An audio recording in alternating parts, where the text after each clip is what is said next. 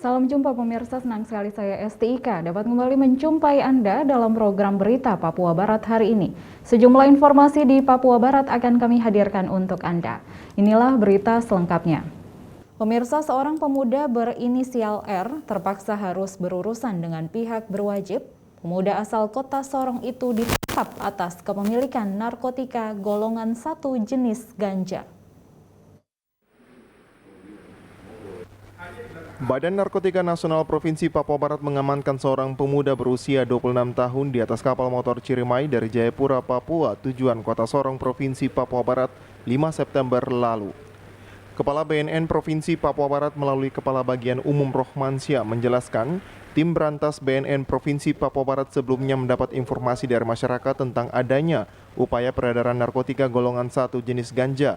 Bermodalkan informasi itu, tim lalu berkoordinasi dengan kantor Bea Cukai Manokwari dan selanjutnya melakukan pemantauan di atas kapal Ciremai. Alhasil, tepatnya di dek 5 bagian tengah kapal Ciremai, terduga pelaku berhasil dibekuk.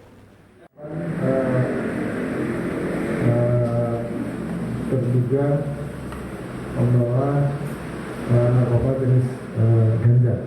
Ya.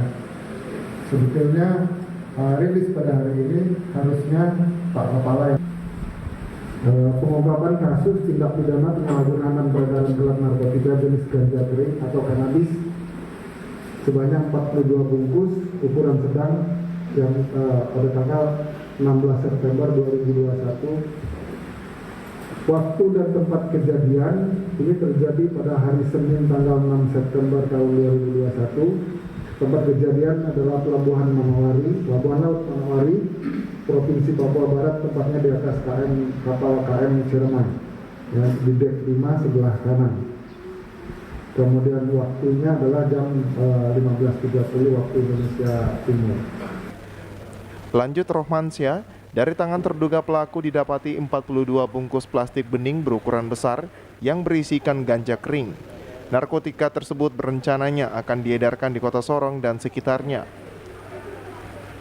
Kurir tersebut merupakan jaringan antar provinsi yang dikendalikan oleh seorang DPO yang juga merupakan mantan residivis dengan kasus yang sama berinisial LR.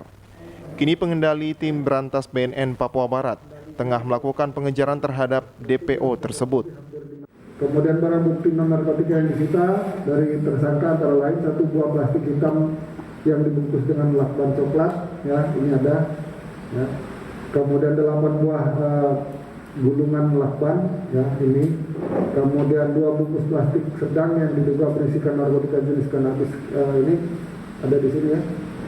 Kemudian 1 buah tas hitam, ya, merek Razer, 1 buah HP handphone, kemudian 1 buah SIM card. SIM cardnya di dalam HP, ya. SIM cardnya masih dalam HP, ya.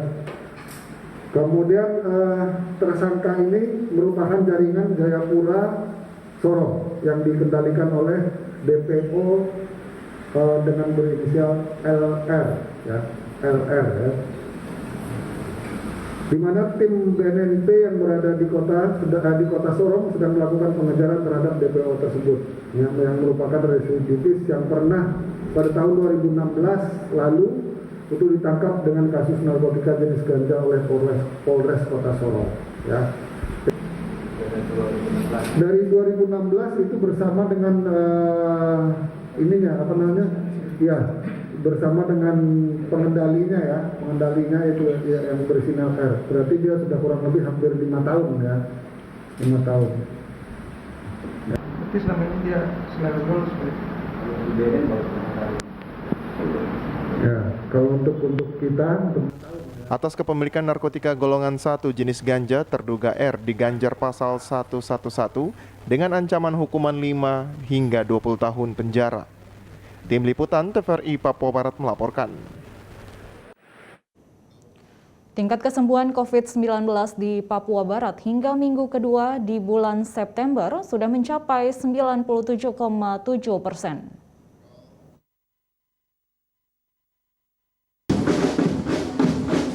Pemerintah Provinsi Papua Barat bersama TNI Polri terus gencar melakukan vaksinasi kepada masyarakat maupun pelajar di seluruh wilayah Papua Barat dalam rangka percepatan herd immunity atau kekebalan terhadap penyakit menular. Gubernur Papua Barat Domingus Mandacan menyebutkan Hingga bulan September 2021, tingkat kesembuhan COVID-19 merupakan yang tertinggi, yaitu 97,7%.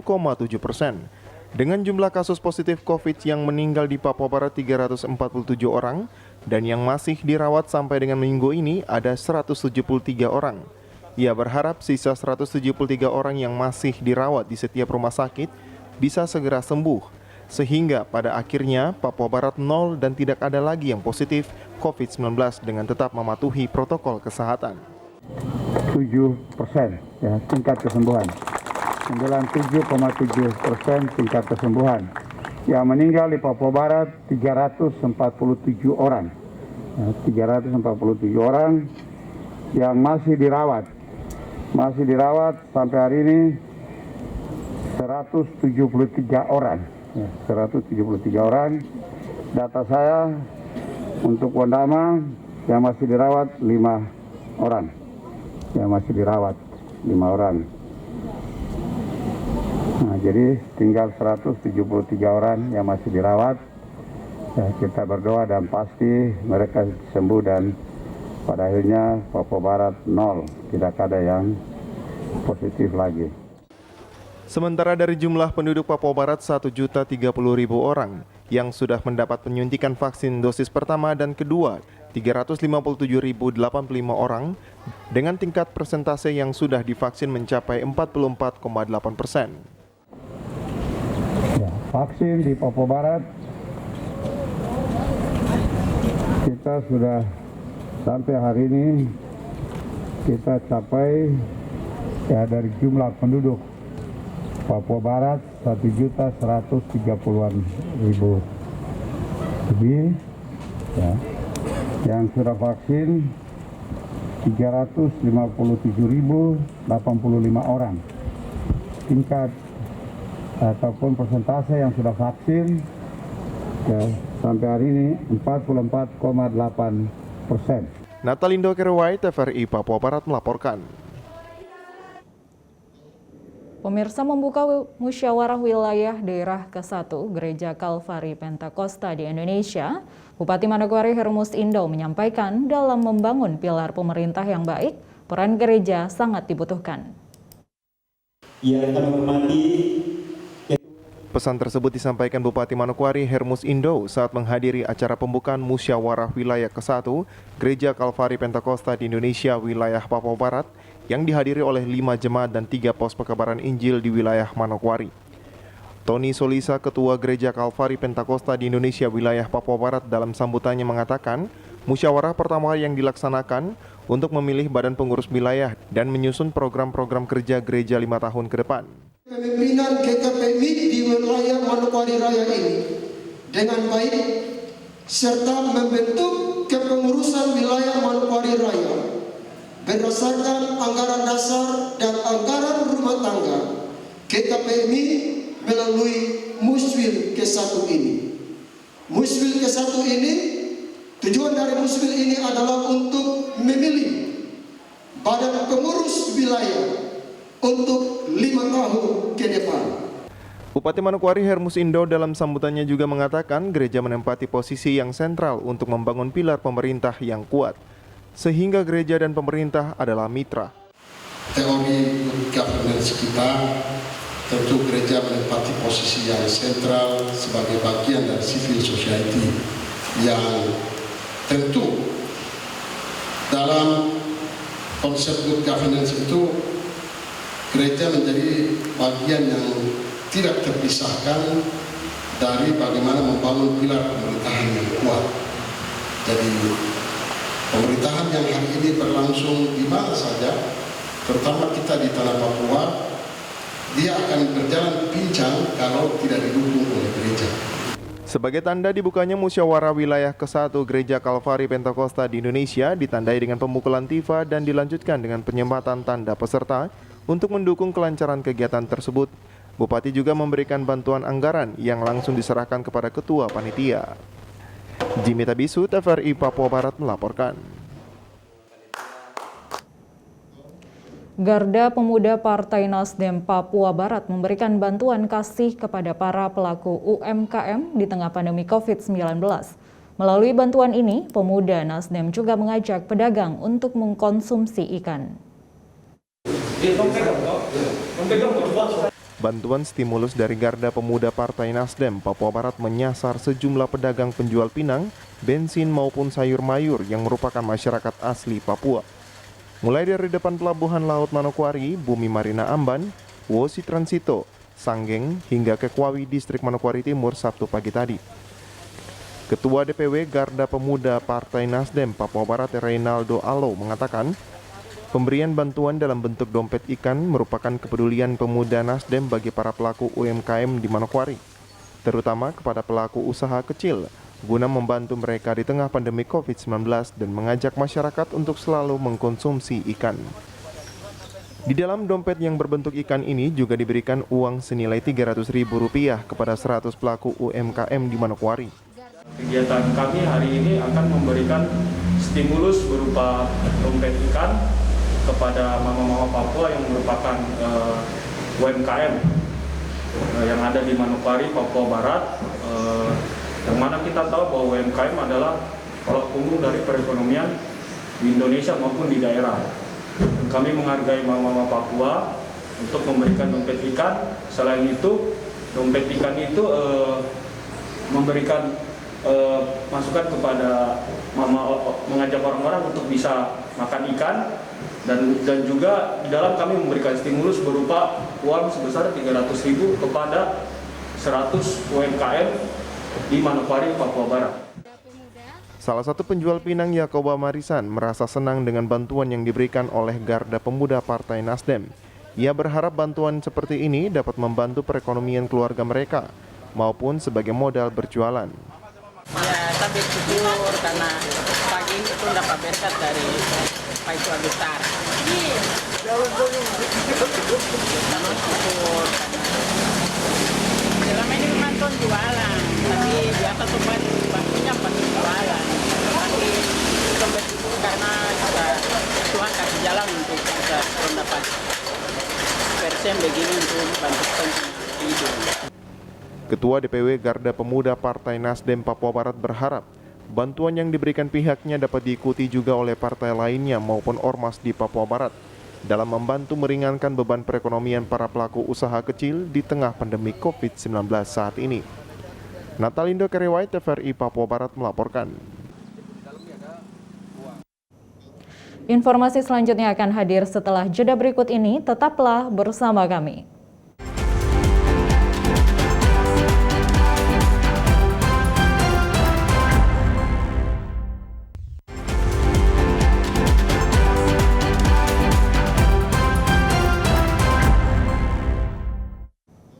Terima kasih Anda masih bersama kami.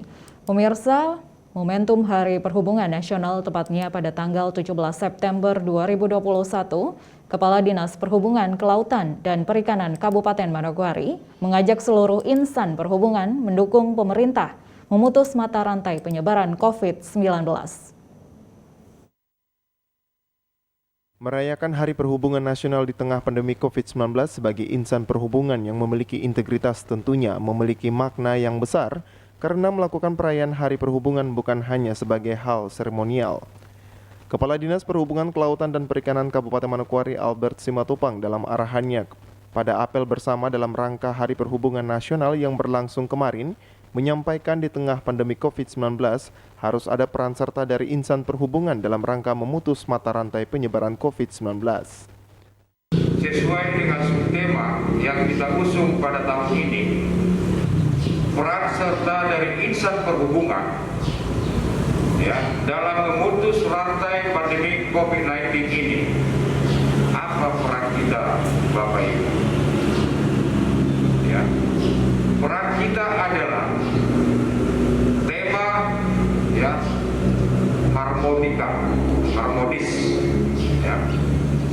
harmonis. Pemerintah pusat sampai daerah sudah menyatakan wajib vaksin. Wajib vaksin. Nah, kalau kita bertolak belakang dari tema dan subtema ini, peran dari insan perhubungan perlu saya tekankan Bapak Ibu. Mari saudara-saudaraku yang belum vaksin. Selain itu, dalam arahannya, Simatupang juga menyampaikan dalam momentum Hari Perhubungan harus mengutamakan keharmonisan dan kebersamaan dalam melakukan tugas pelayanan. Keharmonisan dan kebersamaan kita di dalam melaksanakan tugas dan pelayanan kita. Kita tahu bahwa insan perhubungan, khususnya Dinas Perhubungan Kelautan dan Perikanan ini, memiliki tugas tanggung jawab bagaimana menciptakan transportasi yang aman, nyaman, dan selamat. Aman, nyaman, dan selamat. 3 sektor dari perhubungan: darat, laut, udara, dan perkeretaapian. Ini sangat membutuhkan SDM yang unggul. Untuk itu diharapkan para insan perhubungan dapat mengubah sikap dan karakter disiplin sebagai aparatur sipil negara dalam menjalankan tugas.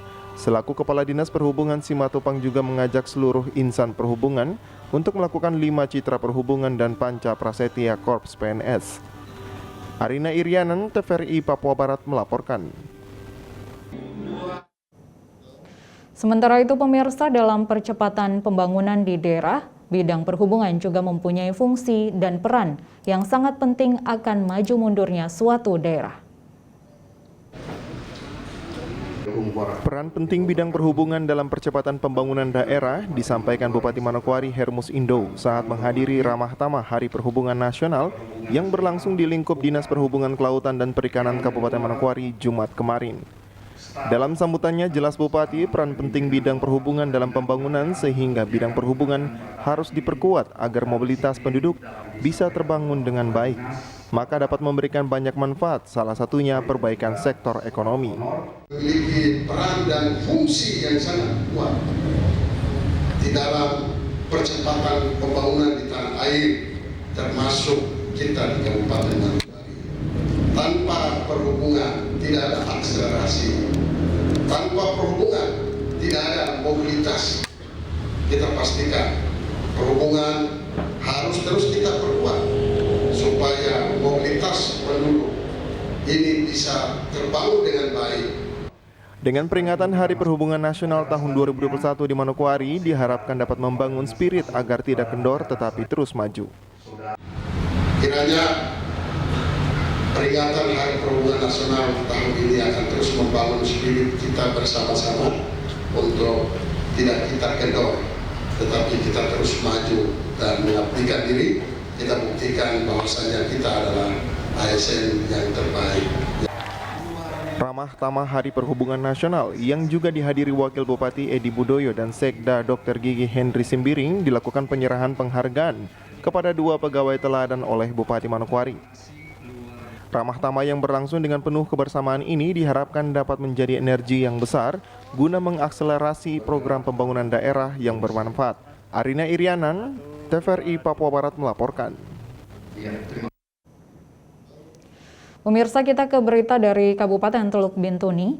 Dinas Perhubungan Teluk Bintuni bersama instansi Kementerian Perhubungan lainnya juga memperingati Hari Perhubungan Nasional yang jatuh pada tanggal 17 September 2021. Peringatan yang dilaksanakan secara sederhana ini berlangsung di ruang rapat kantor Dinas Perhubungan Teluk Bintuni yang dihadiri Wakil Bupati Teluk Bintuni Matret Kokop, didampingi PLT Sekda Teluk Bintuni Frans Awak, serta Forkopimda Teluk Bintuni. Di hadapan para pegawai perhubungan, Wakil Bupati menyampaikan selamat merayakan Hari Perhubungan Nasional atau peringatan HUT Perhubungan ke-50. Wakil Bupati juga berharap momen peringatan HUT kali ini dimaknai sebagai semangat untuk terus berinovasi dalam rangka meningkatkan kualitas pelayanan bagi masyarakat. Selamat hari ulang tahun yang ke-50 kalau tidak salah, tanggal 17 September 2021.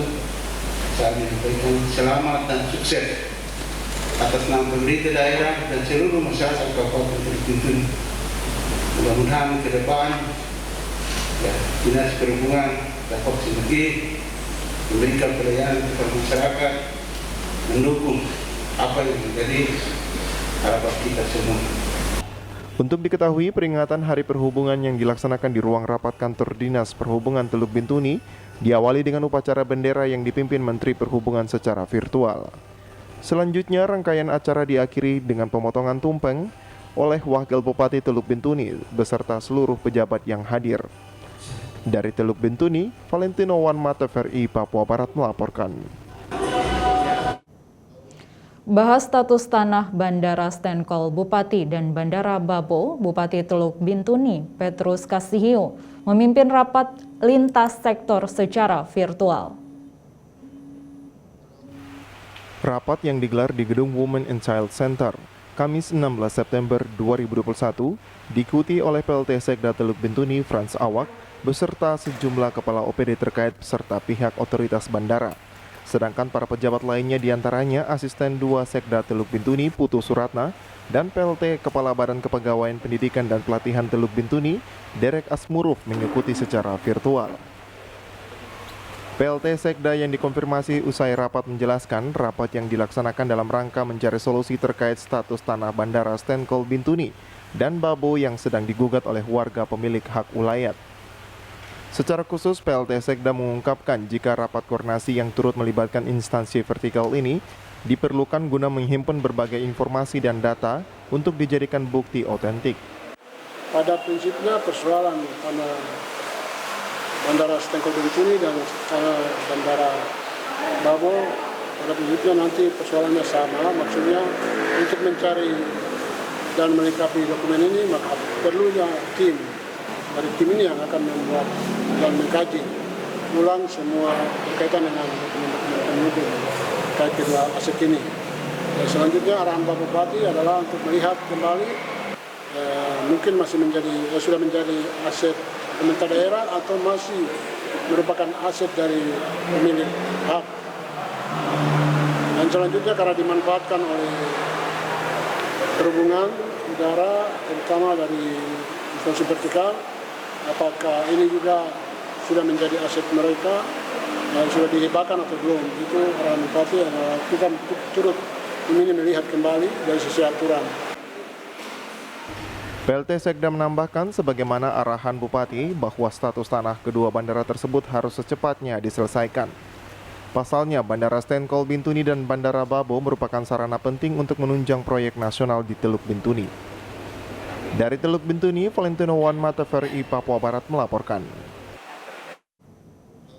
Informasi selanjutnya akan hadir setelah jeda berikut ini. Tetaplah bersama kami.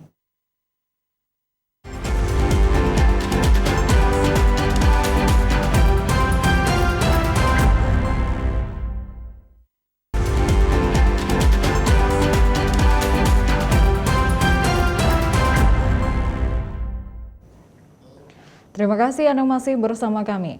Pemirsa, pembangunan Pelabuhan Muruti yang terletak di distrik Manimeri Kabupaten Teluk Bintuni sampai saat ini belum ada kepastian kapan mulai dilaksanakan dikarenakan terkendala sertifikat tanah. Kepala Dinas Perhubungan Teluk Bintuni Victor Ririhena yang dikonfirmasi awak media usai peringatan Hari Perhubungan Jumat 17 September 2021 membenarkan jika pembangunan Pelabuhan Muturi belum terrealisasi. Ririhena menjelaskan belum terlaksananya pembangunan pelabuhan tersebut dikarenakan beberapa syarat yang diminta oleh pemerintah pusat belum dipenuhi oleh pemerintah daerah. Salah satunya sertifikat tanah yang diusulkan menjadi lokasi pelabuhan hingga saat ini belum diterima pemerintah pusat. Sementara ini Pak Kabit Laut mereka akan sementara membangun komunikasi dengan kementerian yang terkait supaya jangan kita salah. Karena lokasinya memang pas dia berada di daerah Jakarta. Terus kemudian untuk dia punya lokasi itu juga kita belum dari pemerintah daerah belum melakukan penyelesaian untuk tanah. Nah, syarat yang diminta dari kementerian itu kan harus bersertifikat. Ririhena menambahkan ke depan pihaknya akan kembali berupaya dengan maksimal untuk kembali membangun komunikasi dengan pemerintah pusat. Terutama semua studi yang dibutuhkan dalam pembangunan Pelabuhan Muturi bisa terselesaikan sesuai harapan. Untuk proses ini memang masih sementara kami koordinasi dengan pertanahan ya, supaya karena itu menjadi visi dan misi dari kabupaten kita sendiri. Untuk studi-studi kami sudah pernah lakukan, cuma pihak ketiga yang kami berikan tanggung jawab untuk mereka itu mereka komunikasi dengan di pusat belum berjalan baik. Ya, ini yang sementara kami ada bangun komunikasi ulang lagi supaya untuk studi-studi itu bisa ini tetap berjalan. Selain itu, Riri Hena menegaskan pihaknya akan berupaya maksimal lantaran Pelabuhan Muturi merupakan salah satu agenda strategis pemerintah daerah Teluk Bintuni dalam rangka mendorong percepatan pembangunan. Dari Teluk Bintuni, Valentino Wanmat, TVRI Papua Barat melaporkan. Sebanyak 25 mahasiswa peserta yang terpilih mengikuti Bootcamp Ilmuwan Muda Papua tahun 2021 mendapatkan bantuan beasiswa penelitian masing-masing sebesar 15 juta dari pemerintah Provinsi Papua Barat. Penyerahan secara simbolis bantuan tersebut secara langsung diberikan oleh Gubernur Papua Barat Domingus Mandacan pada acara penutupan Bootcamp Ilmuwan Muda Papua yang bertempat di salah satu hotel di Manokwari. Bootcamp yang dilaksanakan sejak tanggal 14 hingga 17 September 2021 ini digelar oleh Badan Penelitian dan Pengembangan Daerah Provinsi Papua Barat yang bekerja sama dengan Yayasan Ekonusa. Salah satu agenda utama bootcamp yakni memberikan pembekalan tentang prinsip, etika, dan metode penelitian ilmiah. Gubernur Papua Barat dalam sambutannya berpesan agar para peserta tahun ini dapat memanfaatkan program yang didapat guna keberlangsungan ekosistem di tanah Papua, terkhususnya di Papua Barat.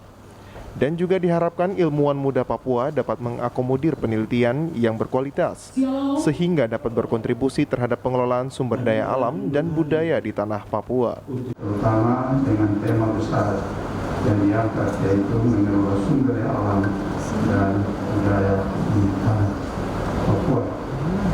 Pada tahun lalu, peserta yang mengikuti program ini berjumlah 10 mahasiswa dan mahasiswi dari berbagai perguruan tinggi yang ada di tanah Papua sebagai bentuk perhatian terhadap peneliti muda di tanah Papua.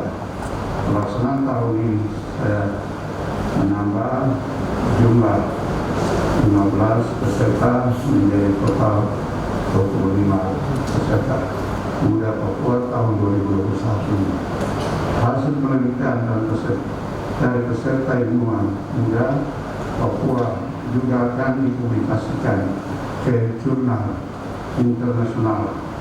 Saya mengucapkan selamat kepada 25 peserta yang telah terpilih. Sebelumnya, Kepala Balitbangda Papua Barat Profesor Charlie Heatobun mengungkapkan peserta ilmuwan muda Papua dari tahun ke tahun mengalami peningkatan. Hal ini membuktikan bahwa program ini semakin dilirik oleh generasi muda dalam menciptakan ilmuwan muda yang berkualitas. Kegiatan lanjutan atau bisa kita katakan sebagai kegiatan rutin yang dilakukan setiap tahun, di mana merupakan lanjutan daripada IMP tahun sebelumnya, tahun 2020. Dan pada kesempatan IMP tahun 2021 ini, jumlah peserta lebih banyak dari tahun lalu, di mana berjumlah 25 orang mahasiswa, lebih banyak 15 orang jika kita bandingkan di tahun sebelumnya, di tahun 2020. Dan juga partisipasi dari peserta semakin meluas, semakin menjangkau ke seluruh tanah Papua, di mana perwakilan dari universitas baik di Papua, ada Universitas Cendrawasih, ada Universitas Musamus dari Merauke, dan juga beberapa perguruan tinggi swasta terlibat di dalamnya. Demikian juga perguruan tinggi yang ada di Papua Barat, Universitas Papua, Universitas Victory di Sorong, Universitas Muhammadiyah Sorong, maupun juga Universitas Pendidikan Muhammadiyah di Sorong. Untuk jumlah peserta sebanyak 25 orang yang berasal dari berbagai universitas di tanah Papua. Di antaranya Universitas Papua, Universitas Cendrawasih, Universitas Victory, Politeknik Pembangunan Pertanian atau Polbangtan, dan Universitas Musamus. Untuk materi, para peserta dibekali penulisan akademik, teknik komunikasi, dan pelatihan dari tim pakar untuk mempertajam rencana penelitian yang akan mereka lakukan. Putra Haryanto, TVRI Papua Barat melaporkan. Pemirsa, kita ke berita olahraga. Siap berlaga pada Pekan Olahraga Nasional ke-20 di Papua, kontingen cabang olahraga e-sport Papua Barat, Jumat 17 September kemarin bertolak menuju Jayapura dengan kekuatan penuh. Jumat 17 September 2021, kontingen atlet e-sport dilepas oleh Ketua Umum e-sport Papua Barat Brigjen TNI VS Bayu Sasetio yang didampingi pengurus KONI Papua Barat di Bandar Udara Rendani, Manokwari. Ketua Umum e-sport Papua Barat mengatakan jika timnya sudah siap menghadapi turnamen cabang e-sport yang baru pertama kali dilaksanakan melalui Pekan Olahraga Nasional ke-20 di Papua. Target kita SU Papua Barat, kita semuanya sudah menyiapkan dengan keterbatasan, baik keterbatasan waktu, anggaran, dan sebagainya. Kita tetap optimis. Jadi kita semuanya targetnya adalah menang. Namun dengan demikian, kita menuntut kepada atlet-atlet atau adik-adik SU Papua Barat ini, kita selalu menyampaikan kita harus melaksanakan yang terbaik. Sementara itu, atlet kontingen yang berangkat dari Manokwari ke Jayapura yakni tim PUBG sebanyak 5 orang plus 1 ofisial, tim Free Fire 4 orang plus 1 ofisial, dan game konsol PS 2 orang plus 1 ofisial. Sedangkan untuk atlet Mobile Legends sebanyak 5 orang dengan 1 ofisial dari Sorong. Seperti diketahui, pertandingan yang akan diikuti oleh beberapa provinsi di Indonesia ini akan berlaga pada tanggal 22 hingga 27 September bertempat di Jayapura, Papua. Selain itu, Papua Barat telah menyiapkan atletnya sebanyak 15 orang untuk bisa berpartisipasi dalam ajang PON ke-20 di tanah Papua. Putra Haryanto, TVRI Papua Barat melaporkan. Informasi tadi sekaligus menutup jumpa kita dalam program berita Papua Barat hari ini. Kami tetap mengajak Anda untuk mencegah penyebaran COVID-19 dengan cara memakai masker, mencuci tangan pakai sabun dengan air yang mengalir, menjaga jarak, menjauhi kerumunan, serta membatasi mobilitas dan bersedia divaksin sesuai kebijakan pemerintah. Indonesia pulih karena aku, Indonesia pulih karena kamu, Indonesia pulih karena kita. Dan mewakili kerabat kerja yang bertugas, saya Esti Ika mengucapkan terima kasih dan sampai jumpa.